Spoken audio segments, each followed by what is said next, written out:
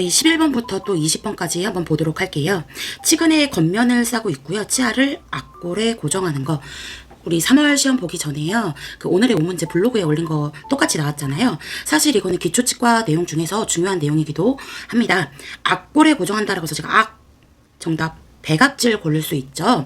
치과에서 사실 또 중요한 것들이 여러 개 있어요. 일단 앞골에 고정한다 했으니까 해부적인 내용으로도 좀 가보도록 할게요. 해부에서요. 제가 턱뼈를 이룬다 해가지고 2개 있었거든요. 측면, 측두골, 하나 더 아래, 하악골 했던 거 기억하시죠? 그래서 저는 이거 해부에서도 이거 이야기하면서 항상 앞골에 고정한다 해서 치과 내용이랑 같이 접목해서 얘기를 했었잖아요. 자, 그 다음에 다른 것도 한번 보도록 할게요. 우리 일단 치관이라고 하는 게요. 그 치육이 밖으로 나와 있는 부분을 얘기를 하는데, 여기에는 우리 제가 기초치과 한 장짜리 거기에 사진도 넣어놨었는데 범낭질, 뭐 상아질, 잇몸 이렇게 해서 다 포함해서 들어가거든요. 그래서 밖으로 나와 있는 부분이라고 생각하면 돼요. 그러다 보니까 이런 범낭질도 치관에 포함이 되거든요. 자, 범낭질, 에나멜질이라고도 하고 사기질이라고도 하잖아요. 가장 맨 바깥층이다. 씹는 기능을 하고 단단하다라고 얘기했었어요. 그 다음에 치아 우식증을 예방해야 하는 부위라고도 얘기했었죠. 치면은 말 그대로 치아의 면을 얘기를 하는 거고요. 자, 제가 이제 반드시 기억했던 것들 중에서요. 뭐 범낭질도 있고 백악질도 있고, 특히 여기에는 없지만 상아질도 있었잖아요.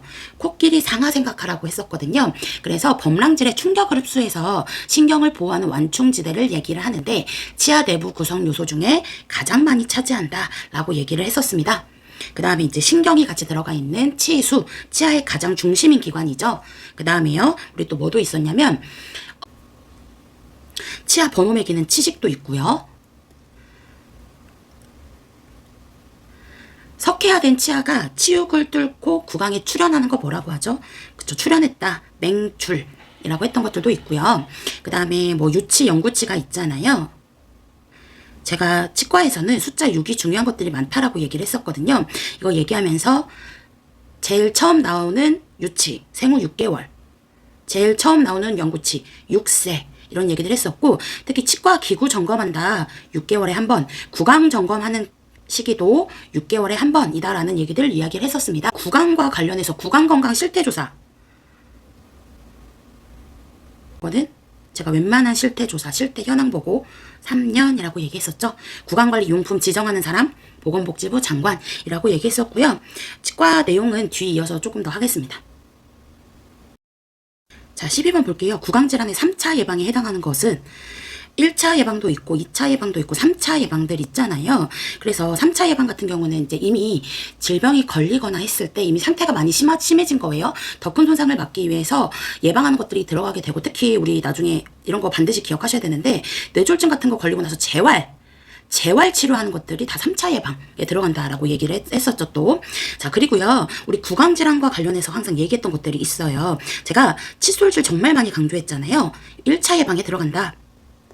우리 칫솔질을 할 때요, 당연히 식후에, 뭐 자기 전에 하는 것들 기억을 하실 거고요.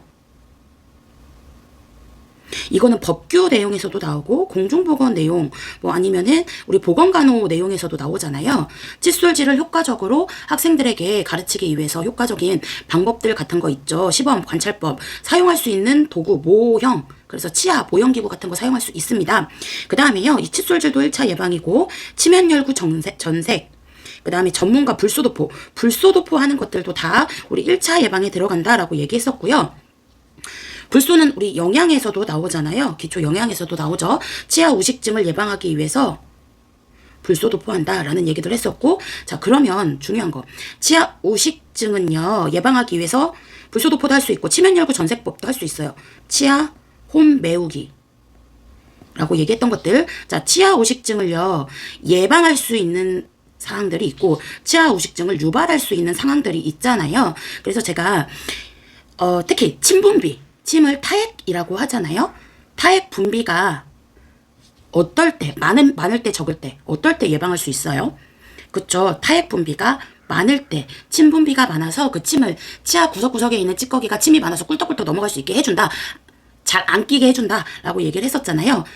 이 말인 즉슨 타액의 점성이 분비가 많이 됐으니까 끈적끈적한 정도가 감소된 거 얘기했었죠. 이거 얘기하면서 그럼 거꾸로 가면 되잖아요.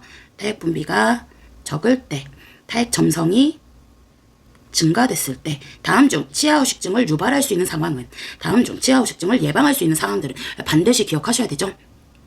그리고 제가 치료, 검진 이런 거는 2차 예방에 들어간다고 했었고요. 여기서 정답은 치아 발치, 발거 3차에 들어간다라고 보시면 됩니다. 그래서 정답은 2번 고르시면 되고요.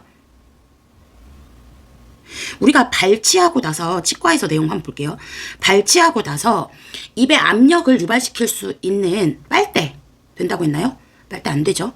그 다음에 구강 내에 보이는 우리 피, 발치한 이후에 피가 보이잖아요. 뱉어요, 안 뱉어요? 뱉지 않는다라고 얘기했어요. 그 다음에 당연히 냉찜질 해줄 거고요. 자, 그럼 이거 반대로 한번 볼게요. 빨대가 가능하다 했던 거 언제예요? 그쵸?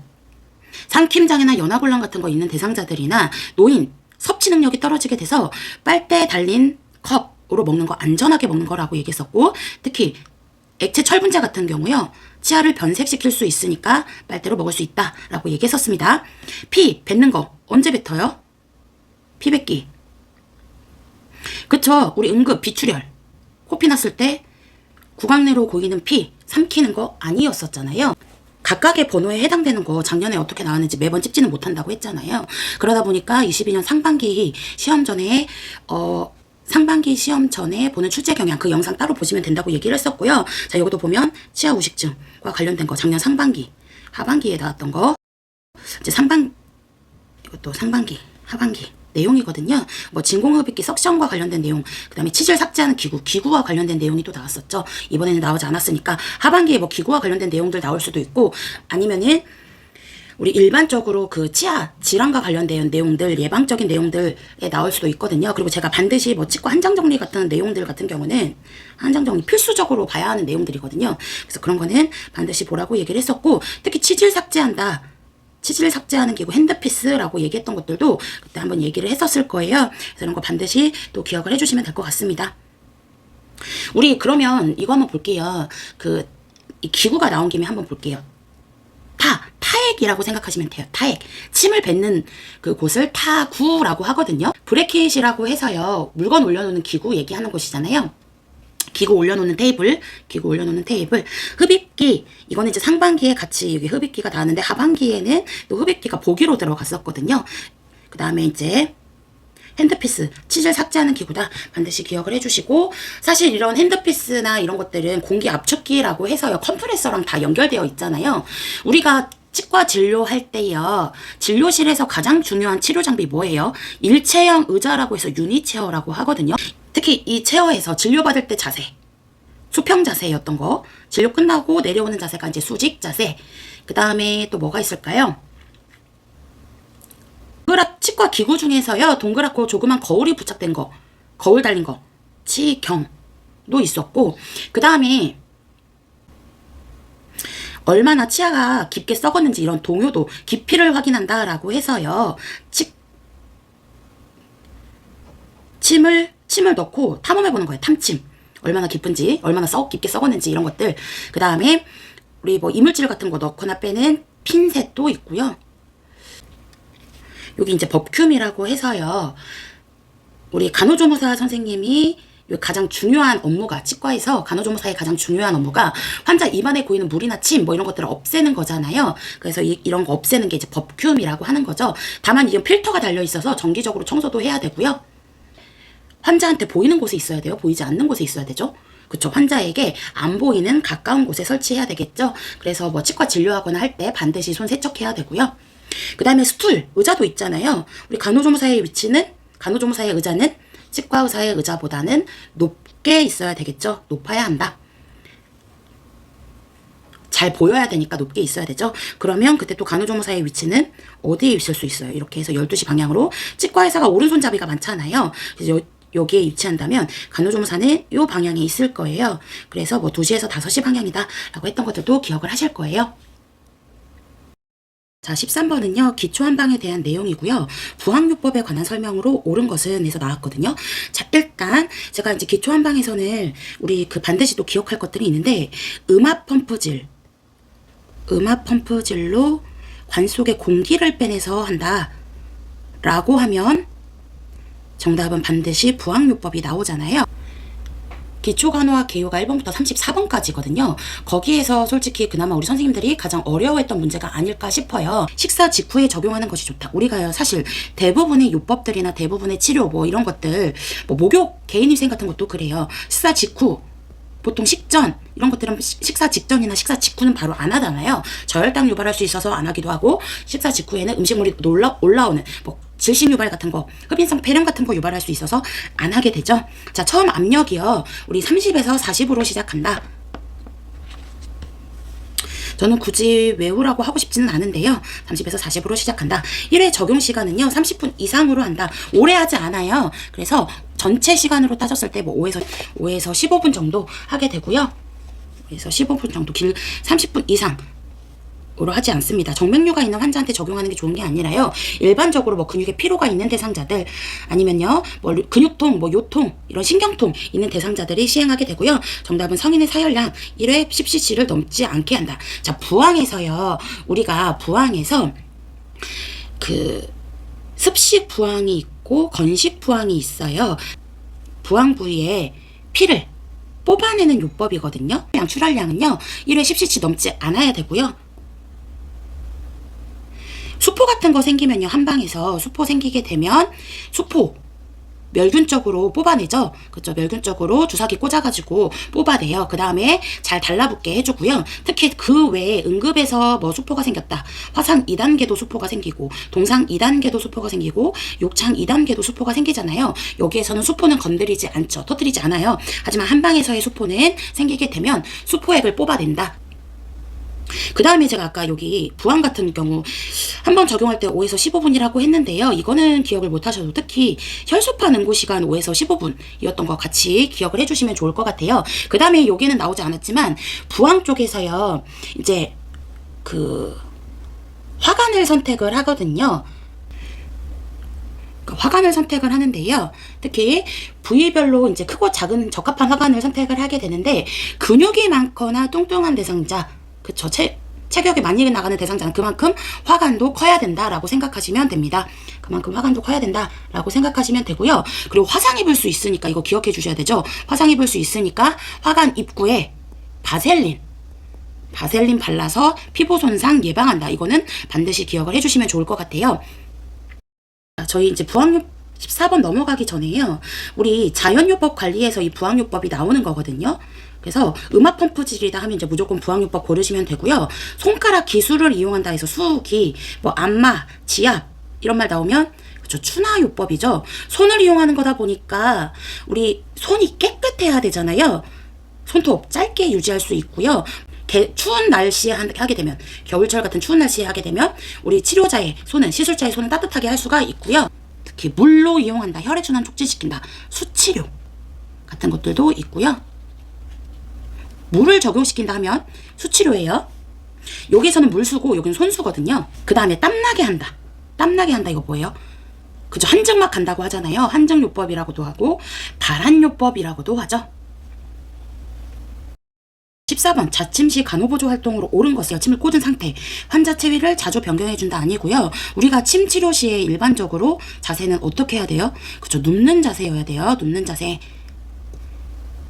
그 다음에 환자의 체위 자주 변경해주지 않고 되도록 편한 상태. 자주 움직이게 되면 침이 불어줄 수도 있고 아니면 찾기 어려울 수도 있잖아요. 자, 훈침, 침술 치료 과정에서요, 대부분 이제 초진 환자가 발생하는데요. 두렵거나 이제 공포로 인해서 어지럽고 이런 증상들이 나타나는 거죠. 창백해지는 증상들, 훈침이라고 얘기를 하고요. 이런 경우에 처치는 뭐예요?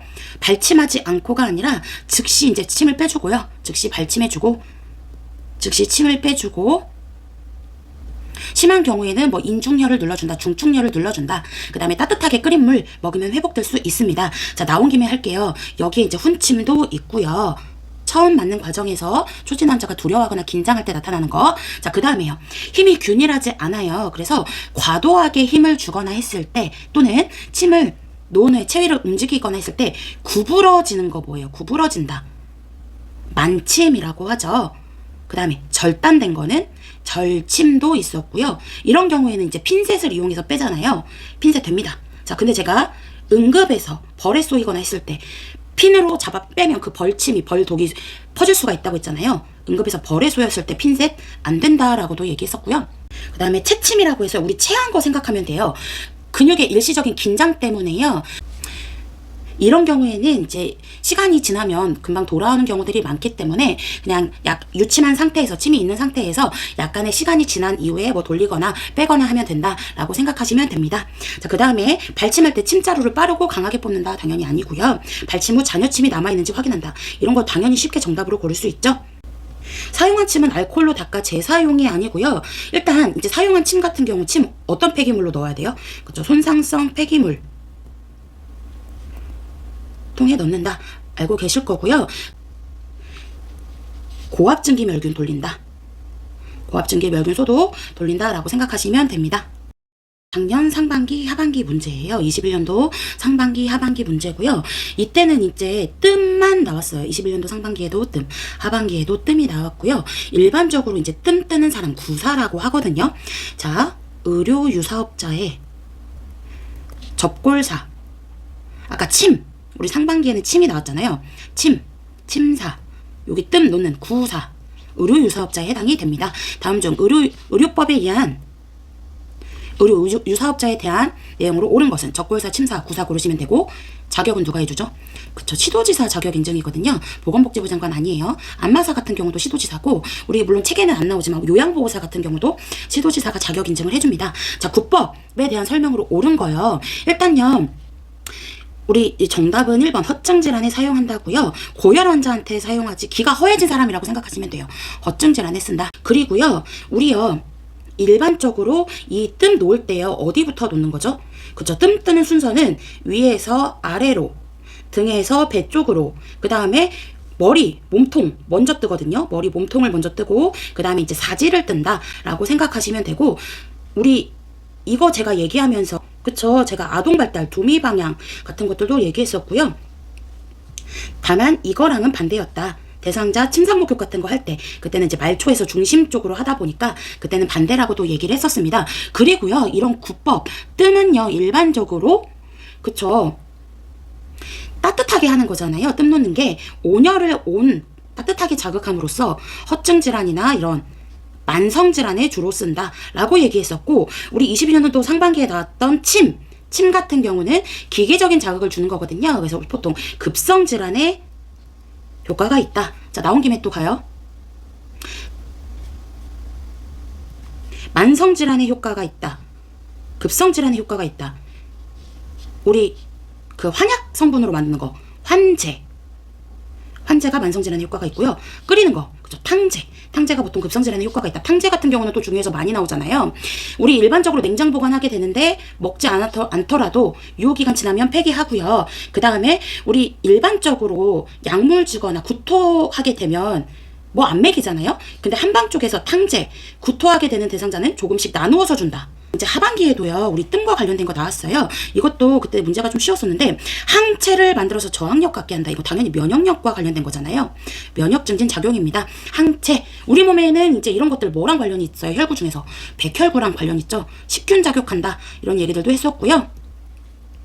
이게 만약에 이제 공중보건 쪽에 가면 항체를 형성시켜준다. 항원을 넣어서 항체 형성시켜주는 게 있고, 그 다음에 이제 면역 글로불린 같은 아예 항체를 넣어주는 것들이 있고, 이거는 뒤에 가서 공중보건에서 한 번 더 자세하게 설명을 할게요. 그 외 뜸과 관련된 작용 중에서요, 이거 말고도 우리 특히 여기에 보면 혈색소를 증가시킨다. 뜸을 뜨면 적혈구나 혈색소가 증가시키는 중혈작용도 있고요. 그 다음에 여기에는 없는데요, 손바닥의 어떤 부위에다가 뜸으로 자극을 주면 그와 관련된 다른 손과 관련된 손의 어떤 부위에 뜸으로 자극을 주면 그와 관련된 오장육부나 다른 기관에 영향을 준다 해가지고 반사작용도 있고요. 아픈 부위에서 가까운 쪽이 아니라 멀리 떨어진 쪽에 일정한 뜸에 자극을 주면 혈관을 확장시키거나 수축시킨다 해가지고 유도작용도 있고요. 그 외의 것들이 있습니다. 여기까지만 할게요. 볼게요. 상부 위장관 조영술이 예정된 환자를 위한 교육 내용으로 옳은 것은, 제가 위를 보는 거거든요. 위를 보든 뭐 대장 내시경을 하든 아니면 구강내로 넣는 것들 있죠. 입안으로 넣는 것들, 기관지 내시경을 하든 이런 검사들 같은 경우는 당연히 금식이 필요하거든요. 검사 전 8시간 동안 금식한다. 금식 못 지켰으면요, 여기에서 말하는 거는 당연히 껌도 안 되고요, 당연히 담배도 안 되거든요. 그리고요, 이런 이제 상부 위장관 조영술이라고 하는 거는 우리 방사성 불투과성 물질이라고 하는 바륨이라는 용액을 사용하잖아요. 그래서 이거를 삼키게 해서 장의 연동 운동을 보는 건데요. 당연히 이제 위를 잘 봐야 되니까 위에 다른 음식물이 들어있으면 안 되잖아요. 금식 해줘야 되고, 금식이 안 지켜지면, 금식 필요한 검사에서 금식이 안 지켜지면 어떡해요? 검사 날짜를 미루던가 연기해야 되죠. 수술도 똑같죠. 그리고 특히 이런 바륨 같은 경우는 사용하게 됐을 때 주요한 특징들이 있어요. 흰색변 볼 수 있죠. 보통 3일 정도까지, 72시간 정도까지 뭐 흰색변 나오는 거 정상이고요. 그 다음에 이런 것들도 돼요. 흰색변 나올 수도 있고, 변 색깔이 옅어진다. 이런 것들도 정답들 괜찮고요. 다 특별한 이상이 있는 게 아니죠. 옅어진다. 그 다음에 이런 거는 뭐 유발할 수도 있어요. 그쵸? 변비 유발할 수도 있다 보니까, 우리 변비 약 이름이 뭐죠? 하제잖아요. 하제 복용할 수 있고요. 충분한 수분 섭취 할 수 있습니다. 충분한 수분 섭취 하는 게 아주 좋은 거죠. 당연히 다 아니고요. 자, 우리 검사 나온 김에 또 해볼게요. 그 외에 이제 금식 필요한 검사 워낙 많이 있고요. 금식 필요 없는 검사들도 워낙 많이 있잖아요. 제가 이렇게 위를 보든 대장을 보든 뭐 내시경을 하든 이런 것들은 보통 대부분 금식이 필요한 검사다. 특히 8시간 동안까지는 금식 안 해도 돼요. 기관지 내시경 검사. 보통 4시간 정도 금식하고요. 특히 이 기관지 내시경 검사할 때요, 우리 이런 것들도 있었잖아요. 기관지 확장증 얼마나 커졌는지, 호흡기계 질환에서 기관지 확장증 진단하는 검사가 뭐냐? 기관지 내시경. 검사 전에 금식해야 되죠. 그러면 그때 기관지를 보기 위해서 입안에다가 넣을 거거든요. 기구를, 내시경을 넣을 거예요. 그러면 우리가 양치질도 혀 닦으려고 보면 홱홱거리잖아요. 마취시켜야 되거든요. 구개 반사가 못 일어나도록 우리 국소마취, 리도카인, 국소마취 유도제로 쓸 수 있는 리도카인 상당히 많이 나오죠. 반드시 기억해 주시고, 자, 검사 끝나고 났으면 바로 음식물 섭취하거나 물 섭취하는 거예요? 아니죠. 서랍자 같은 걸로 목에 넣어봐요. 구개 반사 돌아왔는지 확인해야 되잖아요. 이런 경우 구개 반사가 돌아왔는지 확인하고 수분 섭취 격려한다. 이런 얘기들도 했었고요. 특히 천자 종류들이 있어요. 천자. 흉광천자든 복수천자든 요추천자든 이런 천자 종류들은 몸 안에다가 뭔가 바늘을 꽂거나 이런 그 카테터를 삽입하는 거다 보니까 그때 간호조무사 선생님의 주요한 간호가 뭐예요? 그죠? 대3자가 움직이지 않게 자세 잡아주는 것들이 중요하죠. 그래서 요추천자도 있고 복수천자도 있고 흉광천자들도 있었어요. 각각의 또 중요한 내용들은 워낙 많아서 이와 관련된 것도 물론 제가 수업 상반기에도 많이 강조를 했었거든요. 그때 복수천자가 정답 문제 나왔었고요. 복수천자 같은 경우는 말 그대로 배에 있는 복수를 뽑아내는 거다 보니까 천자 전후에 복부둘레 재준다. 자세 좌위 같은 거 해줄 수 있고요. 이런 천자 종류들은 또 방수포 같은 거 깔아줄 수 있죠. 밑에. 요추천자는요. 제가 총 요추는 5개가 있다. 5, 4, 3. 세 번째와 네 번째에서 뽑아낸다.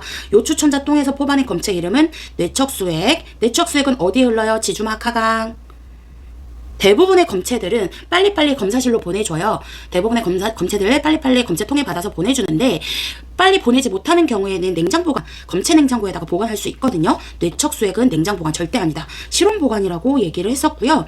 요추천자 하기 전에는 새우등 자세, 검사할 때 자세는 새우등 자세, 끝나고 나서는 앙화의로 유지시켜 주잖아요. 뇌척수액이 뽑아낸 거기 때문에 뭐 머리 아플 수 있어요. 어지러움 유발할 수 있죠. 그래서 앙화의에서 어느 정도 자세를 유지시켜 주고, 또 어지러울 수 있고 아플 수 있으니까 진통제 투여도 가능하거든요.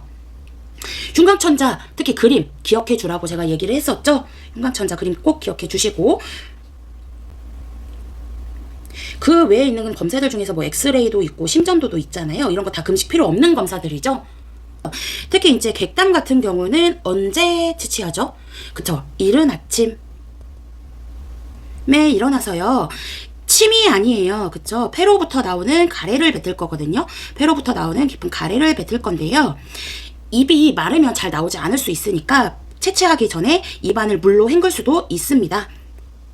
그리고 이런 배양검사, 객단 배양검사뿐만 아니라 혈액 배양검사도 있어요. 그러면 균을 채취를 해서 길러보는 거거든요. 그러다 보니까 항상 무균적으로 받아야 돼요. 무균적인 검체통에 받아야 되거든요. 그래서 일반 용기가 아니다 라고 보시면 되고요. 각을 입안 물로 헹굴 수 있어요. 클로르헥시딘 용액이 뭐예요? 클로르헥시딘 용액이라고 하는 거는요, 우리 외과기계 살균이나 수술 전 피부 소독에 보통 쓰는 소독제고요. 그러다 보니까 요런 때는 사용할 수 없어요. 물로만 각을 합니다. 대신 이런 건 돼요. 우리 그 치과에서요, 그 임플란트 같은 거 하거나 했을 때 그런 경우에는 이제 염증 같은 거 유발할 수 있으니까 그런 경우에는 이제 구강 소독할 수 있거든요. 다만 이제 객관 검사할 때는 가글하는 클로렉시는 용액으로 가글하지는 않는다 보시면 되고요. 수집된 객당은 검체 용기에 라벨을 붙여서 검사실로 신속하게 보낸다. 꼭 객당 검사뿐만 아니라요. 대부분의 검체들 같은 경우는 이런 식으로 해서 빨리 검체통으로 검사실로 보내게 되죠. 이른 새벽에 항문에서 채취한다. 그거 뭐예요? 그쵸, 요충증이었었고요. 제가 중간 검체가 중요하다 했던 거 뭐죠? 그쵸, 소변 검사였었죠. 소변 검사였었습니다. 다만 이거는 일반적인 소변 검사예요. 이것도 무균적인 검체 뽑아내려면 어떻게 해야 돼요? 넬라톤, 도뇨 같은 거 해야 되죠. 도뇨 같은 경우는 또 무균적인 검체도 채취할 수 있고, 그다음에 잔뇨 측정할 때도 확인할 수 있어요. 잔뇨는 언제 측정해요? 소변 본 후 즉시 도뇨한다. 이런 것들도 기억하실 거고요. 그 다음에 이제 이런 검사도 있잖아요. 검사 중에 생체 조직 검사, 생검이라고 하죠. 언제 써요? 암의 확진에 도움된다. 생검. 같이 기억해 주세요. 아, 대변 검사도 있죠. 소변 검사가 있으면 대변 검사도 있잖아요. 대변 검사 특히 똥만 담아야 돼요. 그러다 보니까 배변 전에 소변 보게 해줘요. 배뇨하도록 하고요. 뭐 이질 검사 같은 경우 있죠. 이질 검사 뭐 이런 검사들 같은 경우는 받는 즉시 검사실로 또 보내줄 수 있고요. 대변에 이제 점액이 섞여 나와요. 점액 받아야 돼요? 안 받아야 돼요? 대변 검사의 목적이 뭐예요? 그쵸? 점액 당연히 수집해야 되고요. 있어요. 자멸 검사 하는 경우에는, 잠재성 출혈 검사 하는 경우에는 보통 검사 전에 뭐 3, 4일 전부터 붉은색 야채나 철분제제 이런 거는 피한다라고 보시면 됩니다. 17번이요. 활동성 폐결핵으로 격리치료 중인 환자를 위한 간호보조 활동으로 옳은 것은, 결핵이 이제 워낙 중요해서 제가 결핵 한 장짜리로도 만들어 놨다고 했었잖아요. 자, 격리 중이래요. 일단 격리나 역격리 같은 경우는 어떤 무균술로 들어간다고 했죠? 그래서 내과적 무균술로 들어갑니다. 자, 그리고요, 격리 같은 경우는 그 질환이 전파력이 있어가지고 일반적인 대상자를 보호하는 거잖아요. 역격리는 대상자 자체가 면역력이 떨어졌어요. 환경으로부터 이 대상자를 보호해줘야 되는 거잖아요. 그래서 기억해 주시면 되고요. 자, 특히 활동성 결핵이래요. 전파력이 있는 걸 얘기를 하거든요. 잠깐 우리 결핵예방법으로 가서요. 결핵 환자 중에서 객담의 결핵균 검사에서요. 결핵균 검사에서 양성으로 확인돼가지고 타인에게 전염시킬 수 있는 우려가 있는 환자. 보통 이런 활동성 폐결핵 환자예요. 이런 뭐라고요? 전염시킬 수 있다. 전염성 결핵 환자로 들어가게 됩니다. 전염성 결핵 환자. 그 외에 이제 나머지는 뒤에 가서 한 번 더 얘기를 할 거고요. 사실 우리가 결핵과 관련해서요. 결핵 환자도 있고, 결핵 의사 환자도 있고, 전염성 결핵 환자도 있고, 잠복 결핵 환자도 있거든요. 이거 이제 이번에 시험에 나왔어요. 그래서 그거는 그때 가서 조금 더 자세하게 짚을 거고요. 결핵은 워낙 중요해서 사실 공중보건이나 법규나 이런 쪽의 내용들도 나오게 되잖아요. 일단 볼게요. 병실 방문을 자주 열어 환기한다. 당연히 아니죠. 그리고 이런 활동성 폐결핵은 어떤 격리예요? 보통 음압격리로 들어가게 되거든요. 환자가 입었던 환이 폐기는 안 하고요. 오염 세탁물로 따로 분류하게 됩니다. 그래서 따로 세탁하게 되고요. 병실에 들어갈 때 N95 마스크 착용한다. 당연히 정답이 이거죠. 그리고 이런 거 정답 이것도 돼요. 제가 1급 감염병 중에서 낙타매게 했던 놈들 뭐죠? 메르스. 얘도 호흡기 증후군이잖아요. 중동 호흡기 증후군이잖아요. 메르스 환자 대할 때 N95 마스크 착용할 수 있죠. 자, 환자가 객혈할 때 뱉지 않고 삼키게 한다. 아니요, 뱉어내죠. 자, 객혈도 중요한 거 있어요. 성인간호에서 객혈 쪽에서요, 흉부 냉찜질 할 수 있어요. 그리고 절대 안정, APR이 중요한 간호기도 하고요. 그 다음에 큰 기침을 격려할까요? 장기침을 격려할까요? 장기침 격려한다 라고도 얘기했었고요. 객혈과 관련된 것도 중요한 것들은 성인간호에서 나오게 되거든요. 자, 항결핵약 복용 중에 증상이 없어지면 임의로 복용 중단하게 한다. 아니죠. 자의로 중단하지 않아요. 그리고 특히 결핵 같은 경우는 내성 유발할 수 있어서 보통 약도 여러 약제 혼합해서 먹거든요. 그 다음에 약의 개수도 많아요. 장기간 먹거든요. 그러다 보니까 이런 약 우리 몸에서 해독 어디서 하죠? 그죠? 간에서 도와주잖아요. 간 수치가 보통 올라요, 많이. 그래서 간 기능 검사나 가래 검사 같은 경우 주기적으로 시행하게 되고요. 증상 없어지면 중단하는 게 아니라 보통 그리고 6개월 이상 길게 먹거든요. 그래서 장기 복용한다라고 생각해 주시면 되고, 그 외에 일단 결핵 이거 보고 갈게요. 얘 몇 급 감염병이에요? 그쵸, 2급 감염병이잖아요. 필수 예방접종에 들어가죠. 그리고 결핵 예방접종 이름은 BCG. 용량 어떻게 줘요? 0.1cc 피내 주사 준다라고 했던 것들도 기억하실 거고요. 만약에 가족 중에 결핵이 있다. 신생아 그러면 태어나서 결핵 예방접종 먼저 맞는다라고도 얘기했었고요. 결핵 어떤 균이에요? 그죠? 호기성, 간균이다라고도 얘기했었고, 일광 소독한다. 결핵약 중에 중요한 것들도 워낙 많이 있잖아요. 끝까지 먹는다. 이리와 이소니아지드, 리팜피신. 이소니아지드 같은 경우는 특히 말초신경염 유발할 수 있어서 비타민 B6, 피리독신 같이 먹는다. 그 외에 또 뭐 있냐면요. 우리 SM이라고 하는 놈, 스트랩토마이신도 결핵약으로 쓸 수가 있거든요. 대신 얘는 청신경장애 유발한다. 난청 유발한다. 청신경장애. 청각은 몇 번 내신경이요? 8번 내신경이다. 라고도 얘기했었죠. 인슐린을 투여 중인 당뇨병 환자를 위한 간호보조 활동으로 옳은 것은 한번 볼게요. 당뇨의 3대 증상 뭐였죠? 다식, 당뇨, 다음. 당뇨 환자 쿠스마호롭도 있고요. 당뇨 환자 증명카드, 뭐 사탕 같은 거 들고 다닌다라고도 얘기했었고, 인슐린 같은 경우는 어디서 분비되는 놈이에요? 그쵸, 췌장. 혈당 낮추는 놈이죠. 인슐린이랑 반대작용하는 놈. 글루카곤이라고도 얘기했었고요. 자, 그 다음에 인슐린 같은 경우는 혈당을 낮추는 놈이잖아요. 보통 주사제로 줄 거예요. 물론 경구용 혈당 강화제도 있지만 인슐린 주사제로 줄 건데 구강으로 주지 않는 이유 뭐예요? 그쵸? 왜요? 장내 용액에 의해서 파괴되니까, 위장관에 가서 파괴되니까 라고 보시면 되고, 인슐린 가장 흔한 주사 부위 복부라고도 얘기했었고, 주사 주고 나서 비비지 않는다 라고도 얘기했었죠. 그쵸? 투여하고 나서 비비지 않는다. 특히 이런 어떤 주사로 줘요? 피하 주사로 줄 거거든요. 피하 주사의 영어 SC. 그러면 비경구로 주는 주사 중에서 효과가 빠른 순서 고르라고 하면 얘는 어디에 들어가야 돼요? 그쵸? 제일 먼저 IV, IM, SC는 이제 여기에 들어가게 되겠죠? 그럼 여기에 들어가게 되고요. 자, 그 다음에요. 또 한 곳만 주지 않잖아요. 인슐린 같은 경우는. 그쵸? 조직 손상을 최소화하기 위해서, 조직 침윤을 막기 위해서 주사 부위를 바꿔가며 투여한다 라는 얘기들도 했었고요. 인슐린 자가주사 교육 막기 위해서 보건교육에서 인슐린 자가주사 교육 모형도 이용할 수 있습니다. 그 다음에 우리 대상자가 잘 하는지요. 시범 보여주고 나서 관찰법으로 우리 대상자가 잘 효과적으로 배웠는지 확인도 할 수가 있죠. 자, 우리 정답은 당연히 저혈당 시 설탕물을 마시게 한다.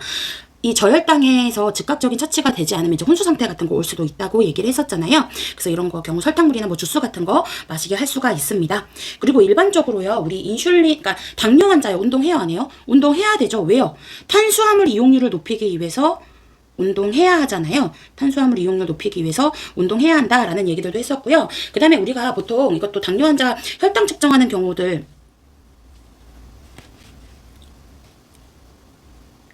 블러드 슈가 테스트라고 해서 BST라고 하잖아요. 혈당 천자.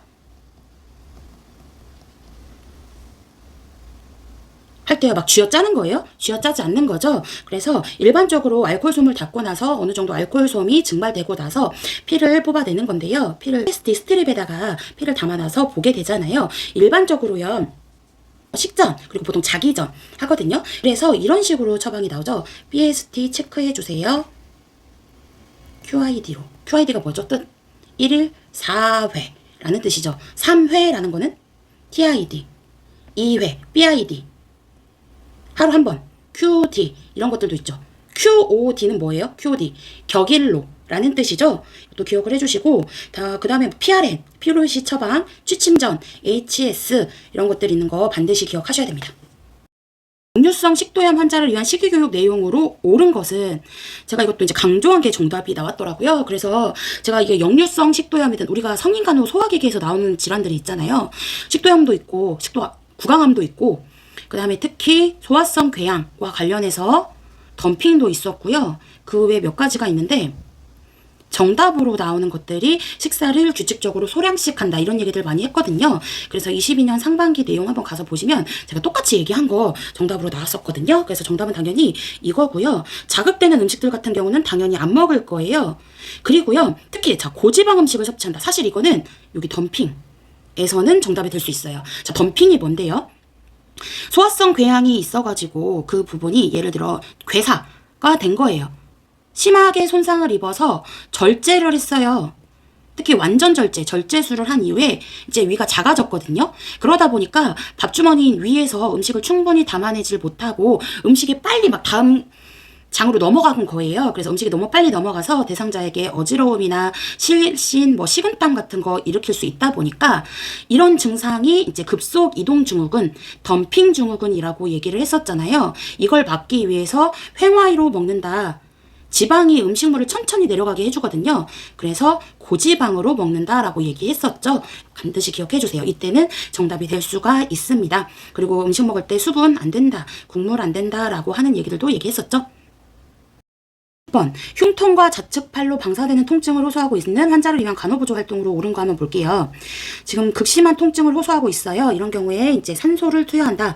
정답이 될 수 있고요. 사실 이거 5번이랑 많이 헷갈렸을 것 같은데요. 5번은 정답이 될 수 없는 이유가 물과 함께 삼키게 한다. 물론 여기서 말하고 싶은 거는 이제 심근경색증일 텐데요. 헷갈릴 수 있었지만 사실 이게 물과 함께 먹는다 해서 이거 5번은 당연히 정답이 아니거든요. 자, 니트로글리세린 언제 쓸 수 있어요? 얘 협심증일 때 쓸 수가 있잖아요. 협심증은 심근에 괴사가 있는 거예요, 없는 거예요? 심근괴사 없는 거다. 심근괴사 있는 거는 심근경색증이다 라고 얘기했었고요.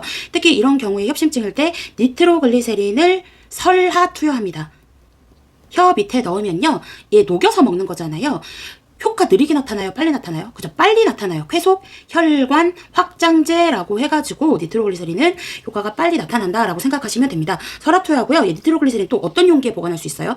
차광 용기 또는 뭐 갈색 용기라는 말도 하고요. 차광 용기에 보관한다. 변질이 빨리 되기 때문에 그렇고요. 예, 통증이 심하니까 강력한 진통제, 모르핀, IM이 아니라 IV로 줄 수 있다. 왜요? IV 같은 경우는 효과가 가장 빠른 비경구 주사제다 보니까, 비경구 투약 방법이다 보니까 모르핀 대신 뭐 느리게 할 수 있다 했죠? 호흡 느리게 할 수 있다. 성인의 기본 호흡 12에서 20회 볼 거고요. 아이는 이것보다 빨라요? 느려요? 신생아 이것보다 많잖아요. 30에서 60회다. 성인의 2배다. 무슨 호흡? 복식 호흡한다 라고도 얘기했었고, 호흡도 워낙 중요하니까 제가 호흡과 관련한 주요 용어로 공부하기 따로 만들어놨죠. 또 같이 보시고요. 심근에 괴사가 있는 거다 보니까 다음 중 심장 리듬의 정기적인 리듬 볼 수 있는 검사 뭐라고 해요? EKG, 심전도라고 하잖아요. 괴사가 있다 보니까 심전도 리듬을 볼 수가 있죠. EKG 모니터링 할 수가 있습니다. 절대 안정 같은 거 할 수 있고요. 그래서 이와 관련된 것들 여기까지 마치겠습니다.